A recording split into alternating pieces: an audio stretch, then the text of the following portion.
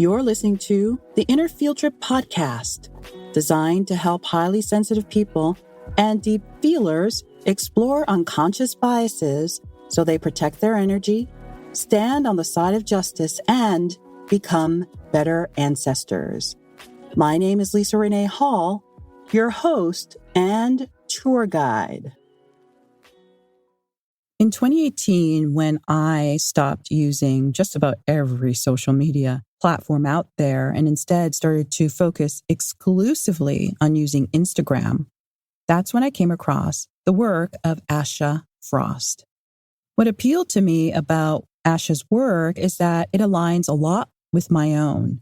Both Asha and I are women who have had colonial violence interrupt our lineages.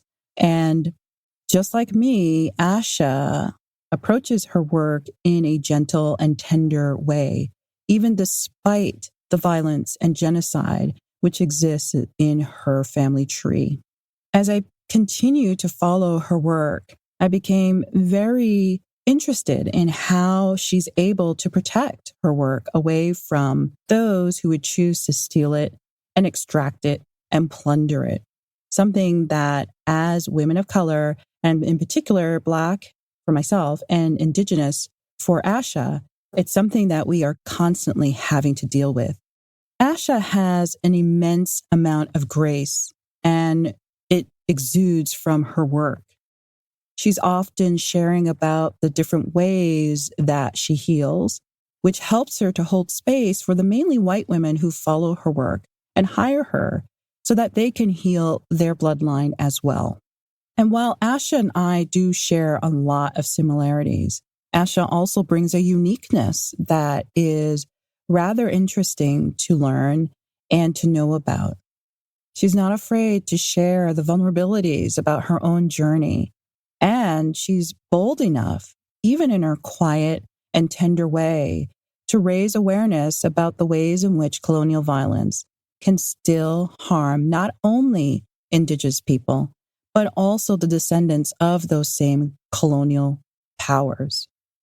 After meeting Asha in person at my workshop that I held in Toronto in November 2019, I decided that I would get into a deeper conversation with her around cultural appropriation, around colonial violence, around how to prevent the theft of one's medicine tools, and also to find out more about the ways in which she's able to hold space for others without re-traumatizing herself.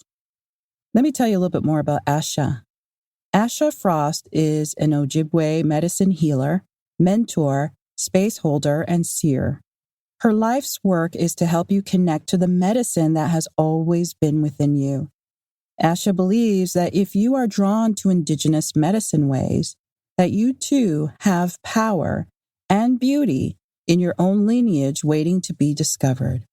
You can find out more about Asha by going to ashafrost.com.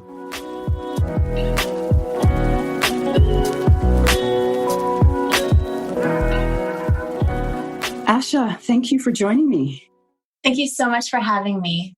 And so I was sharing in the introduction that you've been a patron in my community for some time, and we met when you came out to one of my workshops, and I've been following your work, of course, so it's like we nourish each other in different ways and at different moments. And so the question I love to start off with for all my guests is this: who are the ancestors, both living and passed on, both familial and ideological, who influence you in your body of work today? I love that question. The ancestors that influence me are Anishinaabe ancestors. So both of my lineages are Anishinaabe. So from like a familial standpoint, they are ancestors that lived all across Ontario, from First Nations all across Ontario.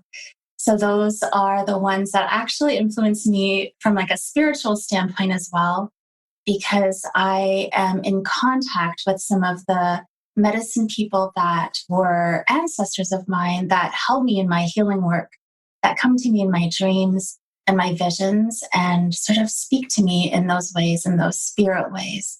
So they tend to sort of overlap a little bit. in that I know of them in my lineage and I know of them in the spirit world. And that's who I'm connected to the most. Thank you for sharing. And as we look at the ancestors, it's work that I've recently done myself in understanding not only who is in my family tree, but also the names of those individuals as well. Why is it so important for us to acknowledge our ancestors? Oh my goodness. I feel like it's very, very important. I feel like they're the ones that held the vision for us. I feel like from a spiritual standpoint, they're the ones that hold the support for us. They're the ones that offer us healing. They're the ones that also went through so much of the trauma and the things that were really challenging. So for me, I guess they represent resilience, and I draw from that every day. And they represent the wisdom of the ages and all of the traditional ways for my people. They represent all of that knowing and that rooted wisdom that is carried on today. So I believe they're really, really important. They're a really important part of my daily practice and my daily existence. Yes. We're going to look deeper into your body of work because part of what you do is you help those with a settler and colonial background to heal. And I'm someone who has both the blood of the oppressed and the oppressors in my tree. And in fact, I'm talking about it now. Let's dig deeper into that. Your work, again, helps us heal and helps and use different medicine tools to do so. How do you help those who have such violence in their lineage? How do you help them to heal and move beyond that? That's a really great question because I feel like shame is really a big barrier to healing. And I feel like many folks get stuck in that shame place. And I understand that. I think we have to acknowledge all of the history and acknowledge what comes with that. So I think the first step, I just take folks step by step through acknowledging and seeing and really, instead of sort of pushing it away, like really feeling into it and being with it and sitting with it. And I think that's a really hard thing for us humans to do in general, but that's part of the healing work. How can we sit with the truth? How can we feel it in our bodies? How can we feel what's still sitting there?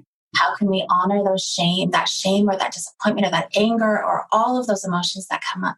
First and foremost, versus suppressing it, oppressing it, lashing out at other people, being violent at other people, being racist.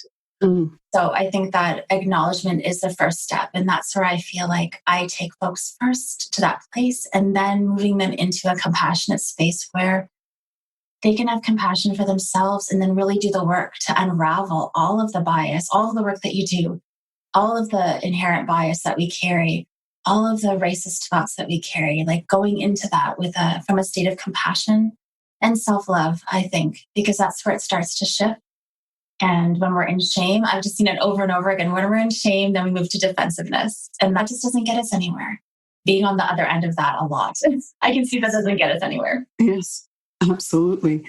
I often see this. There's two opposing forces. There's a force, or there's some who come in, and like you said, it starts off with a bit of shame and there's no acknowledgement of it. And then there's this anger and rage. And I'm sure you've heard the messaging, which is forget about the past and other really harmful scripts that are said to remove themselves or suppress the conversation. And then the opposite end is someone who's just like, oh my gosh, I'm a fifth generation colonizer and I'm so horrible and I'm disgusting. And I'm laughing only because of the voice I'm using, not because of the statements that are being made. But I see them both rooted in the same thing, which is centering themselves. And why is that not a good approach? Oh, goodness. I just feel that does so much harm. It does so much harm because really then you're just taking the focus away from the real issue. And that happens all the time. I experience that all the time, this centering themselves. So I think that just really, you are separating yourself from the issue then. And then you are just, I guess it's almost for me, it's always like a body feeling. So to me, that will make me shake or my heart will sink. I guess I speak to things more in like how the trauma gets reactivated in my own body when I see someone centering themselves. And it's almost re-traumatizing for the person of color. Yes. What do you do to protect yourself from that harm that comes from someone who's centering themselves, centering their shame, centering their anger as a way to dismiss the conversation? I use medicine. I use a lot of medicine. If I'm going into a conversation or I'm looking at, say, Instagram comments or emails, I will be burning smudge at that time because I need to clear off the energy that does feel like it'll make me shake or re-traumatize me. I use a lot of practices, I guess, where I'm like, wearing my moccasins, or I will drum after. I need to get it out of my body because it will definitely stir something up. So boundaries are also really important, but it's something I'm still learning, I'll be honest, as a sensitive person, and I can feel them really easily. So I need to set boundaries and step away. I'm not the best at blocking people yet or those types of things. So I'm getting there. I'm learning from folks like you, teachers and guides, and how they do this work every day, because it takes a toll energetically and physically. And I have to really put myself first. And I've forgotten to do that many times. Yes, it's incredible how our boundaries, and even me, sometimes I'm surprised at how there can be boundary leaks. Yeah. And you have mentioned a couple times about the body and how you can feel different things moving through your vessel. Mm-hmm. And so why is it so important that as we heal, that we include the body? Oh my goodness. I just feel like, I guess I was a homeopath for 17 years. So I saw the impact of emotional energies getting stuck and how that can manifest into physical symptoms or illness. And I deal with that myself. I have lupus. So it's been a journey of really unlocking those things and going through the threads of how trauma has impacted my physical body. So I think our physical bodies give us that first sign that something is off or something needs to be looked at or acknowledged. So when we talk about even what we're not acknowledging with speaking about race or, the colonization and oppression and all those things, I think when we ignore our body signs, then we're kind of leaping over that first sign that something needs to be said here, something needs to be healed here, something needs to be addressed here. I feel like our bodies always tell us first. And I think that in our society generally, we like to suppress those things because we don't want to feel it. So that's why I feel that honoring our body signs is really important. And we all have it. I believe we all have that ability to say, oh, my chest feels tight here. What's going on? Or my breath feels like it's been taken away. What just happened? Some of us maybe more than others, but that's how it impacts me. And this is one of the reasons why I believe that mindset training is not enough. Mm-hmm. Mm-hmm. This idea that you can change your mind and change your life. Yeah, but if it doesn't include the body, what have you actually changed? Yes. And I've been working for the last couple of months really on my nervous system, like working on some somatic therapy. And it's really helped me with those boundaries and really figuring out what is mine, what is not mine. So I'm going even deeper in that body awareness, and it's been so powerful. So I agree with you. Just using our mind is not going to heal us. One of my shamanic teachers once said, like, your mind is not going to heal you. That's not what's going to heal you. And I've always lived by that. Yeah. When doing this work in helping others heal the racial trauma and the other systemic oppressions that harm us all, I try not to pass any judgment or look at someone and make a judgment about who they are. Mm-hmm. And I say that because I know that that's something that you don't do either. But is there signals? Like, could you look at someone and say, yeah, this is someone that needs to heal? Is it the way they walk, the way they look? Oh, that's a great question. I mean, I ultimately believe we all need healing, and we all have our stuff, right? Yes, we do. Work through that. But I guess the first thing that comes to mind is, like, I'm actually thinking about appropriation this way, because people would say, like, what really makes you shake, or what really gets you what puts you into that trauma state? And it would just be, I think, that lack of consciousness, or just this sort of like disconnect to, I don't know, to your actions, I guess. Like if somebody's waving a smudge wand on Instagram and they're just kind of waving it around for likes and popularity, I would definitely say that's a sign to me that there's some healing needed there. So yes, it's sort of a very clear, that's what would kind of really amplify that for me, is when I guess I sort of feel like that's doing harm. So there needs to be healing there. But ultimately, I believe that we all need to be doing some healing work in our lives. And so you had mentioned before that you have lupus. Yes. Was that what helped to propel you into becoming a healer?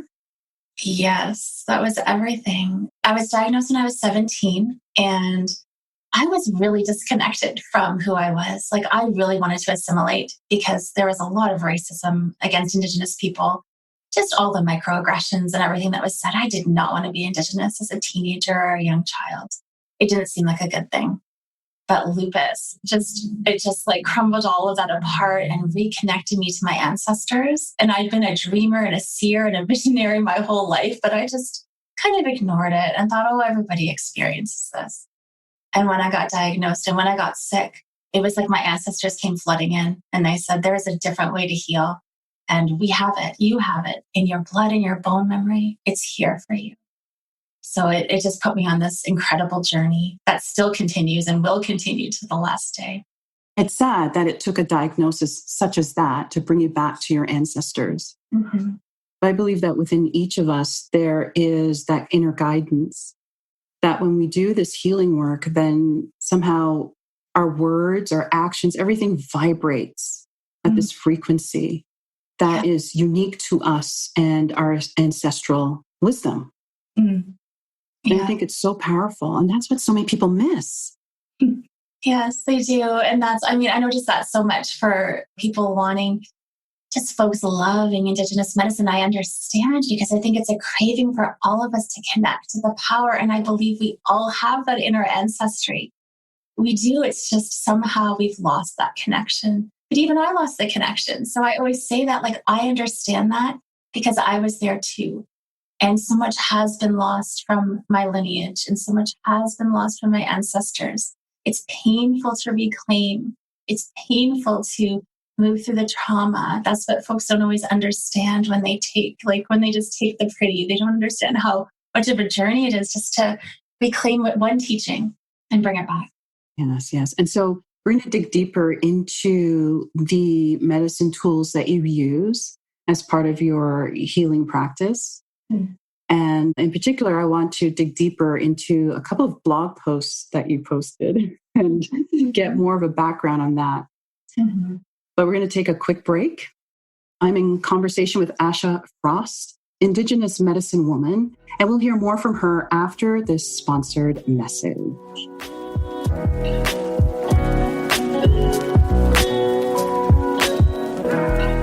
Hey, it's Elizabeth Purvis, and I am a longtime business coach in the online transformation space. And I'm just so excited to be making a short video here about Leesa's inner field trip work. So I have known Leesa for a really long time. And in fact, this is pretty relevant for why I work with her and why I really recommend Inner Field Trip. I have known Leesa for probably a solid 10 years now. If not actually more, it's at least 11. I met her when I was just starting out. Our paths crossed. It was like our paths crossed on Twitter, and I was scared. I was new. I didn't have any confidence. I felt like I was a fish out of water in a lot of ways. And I didn't want to screw up a lot of things. And I just remember back then, and she was teaching on other stuff back then. She's gone through a lot of changes, of course. But even back then, she was so good at holding space for all those feelings. And she was so good at connecting. And you know that people say, like, you forget what people say to you, but you don't forget how they make you feel. Lisa's one of those people. And when I found out that she was doing Inner Field Trip later, when she was doing anti-racism, anti-bias, anti-oppressive work, dismantling systemic racism within ourselves, I was like, thank goodness. Not just because I'd known her for a while, right? That helps, but it let me know, like, I already knew how she was going to be with it. And it helped me so much to be able to say yes to doing the work. And for white women, this is like the first biggest piece, right? We have to say yes to it in the first place. And there's other amazing anti-racism, anti-bias, anti-oppression advocates and educators. And everyone's got their own vibe. And when I was first starting to dip my toe into this work, and really, because it was so important to me to do it, but it was so confronting. And there's no getting around that. Like, you got to sit with it, right? But I'm like, I need a guide who can just be with me and who's not going to let me off the hook, but isn't going to shame me into next week, which is not everybody's style. And some people, they need a little bit of the other thing, but like, I don't, it doesn't work. I close down. So it was a big reason why I joined Leesa's community. It was just like an yes. And that's one of the reasons why I recommend her work to our clients, because she does create a space where we can not be comfortable all day, but like the squishy critter nervous system part of me, like I was able to relax and be present. And that's so, so important. And then on top of that, just her process, this inner field trip process, again, it's very private, it's very confronting. She has a way of asking the kinds of questions that help you unpack and asking the kind of questions that get to the heart of it, right? Because if we're going to do this work, like, we've got to go there. And what allows us to go there are the questions and the way that they're asked. I mean, she's just really, really masterful at that. For me, uncovering my unconscious biases, unpacking my whiteness, and unpacking my systemic racism, and really having my eyes opened to just the crazy amounts of bias that's just baked in, right, to my being and who I am and who I was and all of that. It was non-negotiable for me, like with what I do. And you can look at my website to get more of a sense of what I do, but it was absolutely non-negotiable. And I feel in the transformation space, especially, it's non-negotiable. If we're going to be the leaders that we say we are, there's no hiding from this. And there's no like, do it later. There's no sticking your head in the sand, not because of how your community is going to respond, not because of how you're going to look, but because if we want to be a stand for shifting consciousness on this planet and be a stand for the collective healing, like, it's just, you got to do it. And everyone's going to find their way, and everyone's going to find how they're going to do it. It's a very personal process.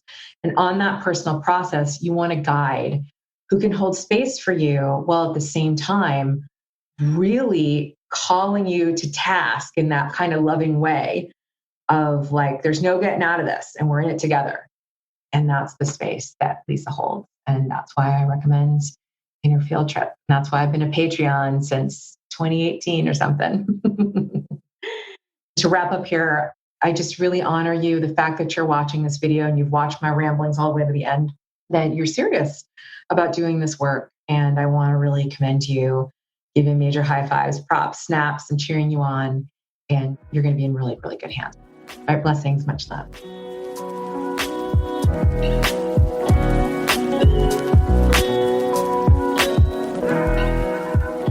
And we are back. We're in conversation with Asha Frost, Indigenous medicine woman. Asha, you wrote a blog post in July of 2019, Dear White Women Who Wants to Be Like Me. Mm-hmm. And I'm looking at it now. At the time of this recording, it's been shared over 20,000 times. Mm-hmm. Were you surprised at the number of shares? Yes. Yes, it blew me away. And I was not prepared. I was not prepared for that. I don't know how you can prepare yourself, but I wasn't prepared. I don't think anyone can prepare you. All these content people who have expertise, and they say, yeah, I post 3 times a week at 10 a.m. on Mondays, Wednesdays, and Fridays. I don't think any of them have ever had a post go viral. Right. I've never seen advice on how to deal with the whatever after your blog post goes viral. But what was it that you believe resonated so much? Because it's directed to white women. It's been shared over 20,000 times. What do you believe resonated? It's funny because I'm sort of thinking of all the emails I got where people did not resonate with it. But you're right. The shares indicate that it resonated with many folks. I think that it was just a clear statement on how appropriation can harm. And I think it's through the lens of what's going on right now in sort of with social media being such a big space, and how when I started my business, there was no social media. So I didn't really think about this. But then when social media came, there was a lot of appropriation happening, I think. So perhaps it was sort of like a lot of people said to me, you educated me. I learned things I never thought about this before. So I think maybe it was an opening for people to start thinking about some of these issues and how it impacts Indigenous people or people who have been colonized. But I'm not quite sure. I wish I knew. Well, I'm going to link to this blog post in the show notes for this episode. And one of the things that struck me, and I'm always fascinated by what I call scripts. It seems like there's a playbook on how to deny and minimize an oppression that someone is sharing about their lived experience. And so some of the language that you're referring to that you've heard time and time again, as you say in your blog post, is, I wish I was you. I would love to be Native. You are so lucky. I was Native in a past life. Phew. I really want this one is gross too. I really want a status card and I think I have Native blood. Can you tell me how to get one? It feels just yucky, like my body is reacting not in a good way. Mm-hmm. And so what do these statements tell you that white women have an absence of? I don't feel like a lot of white women had knowing of the history. I mean, still there's so much just ignorance of our history in Canada and of what Indigenous people are living through every single day. Whenever I share anything like, there's not clean water on my grandmother's reservation all the time. They're like, what do you mean? And I'm like, that happens everywhere. Our women go missing and murdered and just everybody's like, what do you mean? It's just an ignorance of what's still happening. And then those statements, get over the past. That's in the past. I didn't harm your ancestors. It wasn't me. Yeah. And not seeing that the impact of that trauma continues in really insidious ways. And it's impacting our people now. So I just think it's an ignorance of the history. And just as I said in that letter, wanting the beautiful things, like taking the dream catchers and the earrings and the smudge and all of those things. That's where it feels like a taking when you're not holding the whole picture. Right, right. And it's also a focus on positivity and happiness and looking at history and cherry picking all the great things about history and ignoring all the trauma and the genocide and the theft and the plundering. Yes. So I don't think it's an accident that that's how some will approach you. Yes. Looking at all the beauty. Look at what my ancestors did for your ancestors and ignoring the trauma and the violence. And then how it impacts, like, I can only speak for my generation, but my grandparents were in residential school, and how it impacts like the generation below that. And in that there's just so much taken away that we have to, as I spoke about that reclamation, that we have to reclaim through that real Catholicism. Like my grandparents are super attached to their church and their doctors and all of that colonization that sort of came in. And just trying to find the ways again, which is like, it makes me emotional talking about it because I think people don't really understand how much work that is and the reasons behind that because of the trauma that was inflicted on that generation that's not even, they're still alive. We're still alive. We're still here. I saw one comment, I remember during this time that said, I didn't even know Indigenous people still were alive. And I just, what? Yeah, sometimes I can't read the comments. Because I think that just speaks to how that genocide has, that attempted genocide, that energy is still there. Erase you. You need to be like just erased. Wow. It's huge. It is huge. It is huge. And I read a quote by an Indigenous scholar. He had written that colonial settlers have done everything they can to exclude people of African descent from neighborhoods and just day-to-day life. Whereas for Indigenous people, that same group has done everything to include them, forcibly include them by taking their children and putting them in these residential schools and so on. In your opinion, how is the African and Indigenous experience similar when it comes to colonial settler violence? Oh, goodness. I think it's so interesting because when everything got really stirred up with the Black Lives Matter, I just felt so much like solidarity. I just think that there is this connection of, and I'm not even sure from like an intellectual standpoint that I understand it, but there is similarities in the way that we've just been, I guess it's like that spirit, our spirits have been decimated and the oppression just feels like, for me, I think it comes down to the spirit. That's what I can speak to. Just our spirits being like crushed and separated from creation. It almost feels like that. And that really like deep sense of like smushing out our worth and just like pushing us down in so many ways. So I think the oppression and suppression feels similar to me in the way that, and I can't really speak for Black voices at all, but I guess that's what I felt when Black Lives Matter came up again. And this was this big, and I was watching all of the energies between the Indigenous community and the Black community and just seeing that go back and forth. I'm feeling something in my body right now as we're talking about this. Mm-hmm. So part of the spiritual heaviness I feel about the similarities in our experience is, as you said, and then there's this moment where at the same time, I have settler's privilege. Mm-hmm. And yet I come from a group of individuals where we've been disconnected from our lands forcibly. Right. For a long time, I had no idea even which ethnic group I originated from in West Africa. Mm. And so as I look at myself, someone who has settler privilege, but at the same time have all this extreme violence in my lineage, part of my struggle is, how do I connect to a land that isn't originally mine and holds so much violence? How am I able to do this? How are you able to guide mainly white women who sign up for your programs? How do you help them connect to the land that holds so much violence committed by their ancestors? How are we able to do this? Yeah. It's a daily intentional act, I think. And what we spoke about before, about the shame and the anger and the acknowledgement. I think the acknowledgement, land acknowledgements, they're so popular now, right? So I just think that's a start. It's a start. But I don't know if we're embodying it, to be honest. I think we're using it as words. And I think the embodiment, that's why I think as you spoke about the body, like even embodying, like, what does it mean when you're speaking these words? I'm in Anishinaabe land. What does that mean? How does that feel when you speak that through your heart? Right. How does it feel when you speak that through your feet, that you're actually standing here? And how does it feel when you envision what was happening before that your ancestors perhaps contributed to? So the healing work part of that, I think there's a disconnect there right now where we're at with these acknowledgements. We need to start embodying it and then walking. We always speak about walking the good way, the good path, Minabamadzman, which means we walk in the good way. You walk the red road. And I think that means just acknowledging the harm and doing some work every single day, which you help folks do in what you're offering. And I think that's such important work. That's how we're going to make change.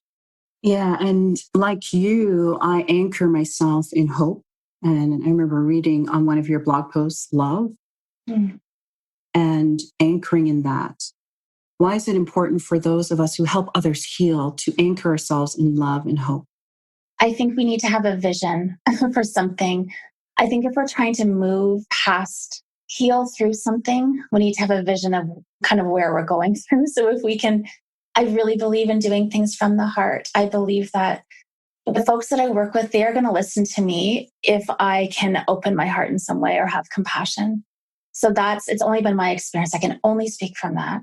But the white women, because the majority of my audience is white women, are non-Indigenous folks, and they're coming for some guidance in that way. And I just know, and it's not that I'm bypassing, I tell the truth. They know the harm. They know the trauma. It's just, they know it from a way where it's like, how can we see each other? How can we have a spirit connection here? Because what I've noticed is if I don't have that, then people just run away and they don't hear me. So I guess I can only speak from my experience, but that's been my experience. So speaking with hope, hope is a vision for me. It's a vision for what's to come. And I see that for my descendants and the 7 generations to come. I have a vision for change. And I think that comes with hope and with love. I agree. And like you, I asked that question not so that people can use your answer and weaponize it against others who do this work, others who see themselves as healers and other educators that help us to raise our awareness around oppression and how damaging it can be. So I think it's important, as you've said over and over, that you are one person You don't speak for all Indigenous people. You don't speak for all Indigenous medicine women, just like I don't speak for all Black people and all anti-bias educators. But that's what's true for you. Yeah. I really have gone through a huge healing process around what my lane is and realizing to stay in that's what I guess the word that people use, but staying in my lane of where can I best use my energy? Because I cannot do it all. I've tried to do it all. And I wasn't of service to anyone when I tried to do that. So I've had to get really clear on what my lane is and what my purpose is and what my ancestors and how they guide me. So I listen to that every day and then come home to that every day and root myself into that. And my lane's going to be very different than somebody else's. And I respect and honor those lanes so much too. So I really do. I have so much respect for people doing the work in their way. Yes, the work in their lane. So if you're only going to go at 100, stay in the far right lane on the highway. And if you're going to do a little bit more, then you can move on over. Stay in your lane. So regarding the tools that you use to help your clients heal, to help you heal, you mentioned some of that before. Talk about what the significance is of smudging versus drumming versus singing, because you do all of these things in your workshops. Yeah, I love really being intuitively guided to use some of those. I've just been doing them for quite a long time. And somebody once told me that my ancestors come in and they guide me as to what tools to pick up. So I had a private practice for many years, and I would have this medicine man come in and just guide me, use that rattle, use that shaker, it's time to drum. So much of it now is intuitively guided. However, smudge is used every day in my home because we use that as a medicine to cleanse and purify, to pray, to set intentions. I use that in my circles to do the same thing, as I believe in the energy of that, because all of my work is now online. When I drum, I use that to connect us to that heartbeat of Mother Earth, to ground us if I feel like we're needing some rooting into our being and connecting to our earth bodies. Singing, I love to sing just to open up that truth and that voice. And not all folks love to sing, but that's something that I try to do for my own healing, really to continue speaking the truth that's in my heart. I use a shaker when I want to wrestle things up when things are stagnant and they're feeling really stuck, or there's a lot of oppression or repression there. I use a shaker to get things called to the surface. There's a bunch of tools that I use. I use a lot of sort of energy work with my hands. It tends to come out. My spirit name is Healing Rainbow Woman. So it tends to come out like a rainbow. And I'll use that wherever the energy needs to be cleared. And I think I also use my vision a lot, a vision for a healed outcome. However somebody comes to me, I try to see them, not to see them through their wounds, but to see what is the healed version for them of this. And we try to come to that together. Thank you for sharing. And also the significance of what each of these tools mean in terms of healing. And to think about drumming, I think about the shaker. And I also know that for many who will come into your space, they're going to want to take some of these instruments and try to do it for themselves. What is missing if, say, a white person, white woman, one of your clients tries to do drumming on their own, tries to do smudging on their own? Is it possible for them to do that as part of their healing ritual as they continue to do that and incorporate healing into their day-to-day? Or do they need to find different tools of healing that is specific to their ancestral background? I believe that first and foremost, that to connect to our own ancestral background would be the most powerful. And I do believe that if you are drawn to Indigenous medicine ways, that there are medicines in your own lineage that speak to a similar energy. I do. And I know they're hard to find. Everybody's like, they're so hard to find. But I don't think that folks are really dedicated to doing the work to find them because the information is out there. So that would be the most powerful way to connect. And in saying that, there are white women in my community who have done mentorship with me, who also are great allies for my work. They do the research, they know the history, they use that medicine with respect. So I also believe that sage can be used with respect if you're holding the whole picture. But if you are connected to something, a medicine out of your own lineage, I think that would be the most powerful, because your ancestors gather around. As soon as you light that medicine, they're there. That knowing is there. It's in your own, like it's through your system. And it's really powerful. I think that for drumming, it's the same thing. It's like, are you sitting with a medicine person to teach you this? Are you honoring their time? Are you honoring your teacher? Are you naming your teacher? Are you offering them an exchange of reciprocity? That's another huge thing. I think that's really important, is that exchange of, whether it's money or some sort of gratitude, there has to be that reciprocity. And sometimes that's not there. So I think that I can speak to this because I do mentor some white women in healing, but the ones that come to me are all in. They're wanting to learn about the history too. They're wanting to do the work around the trauma and the pain and hold it all. So I don't have one answer for all of that. Very different. It's very different though from somebody just like swirling around a sage stick on their Facebook ad, right? And then just like trying to cleanse the room. Like for me, it's like a very discernible difference. I can just feel someone's committed to the work and someone is just not. I find that's the same way when people participate in my trainings, the inner field trip. I can tell by what they've written, whether they have sat down and actually done the stream of consciousness writing, which holds so much significance from a somatic level, from an energetic level, and in someone who's just answering off the top of their head. And so I can tell the difference from the intuitive level. And I think that's important to take note of. And as you're mentoring white women to use some of these tools in their own healing, I think you've already answered this, but I'll ask anyways. How do you ensure that they're not profiting off of this? There was a Canadian woman a few years ago that was offering a certification in Indigenous healing or something. And she wasn't Indigenous, and she got such huge backlash. I seem to remember that she was in Brantford, Ontario for some reason.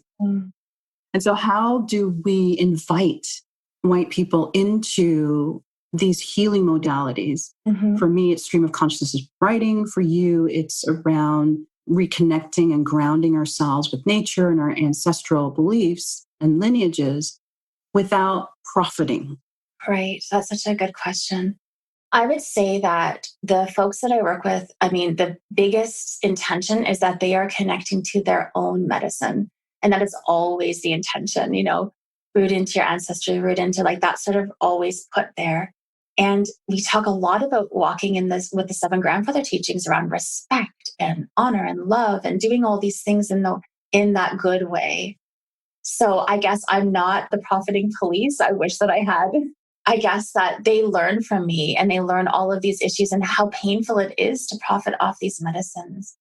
So I'm not sure how I would ensure that to make sure that they don't ever do that.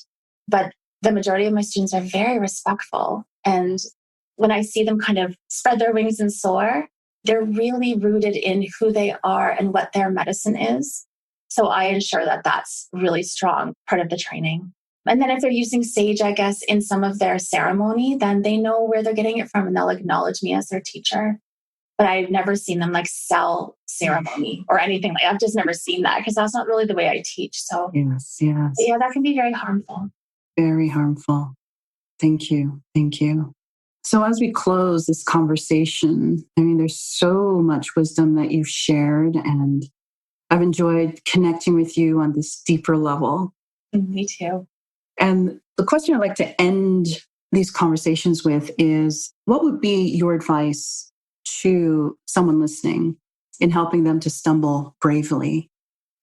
Stumble bravely is terminology I use to help us understand that it's not about perfection. It's about showing up. You're going to make some mistakes, brush yourself off, and keep moving. So any tips on how we can stumble bravely in our walk to heal ourselves?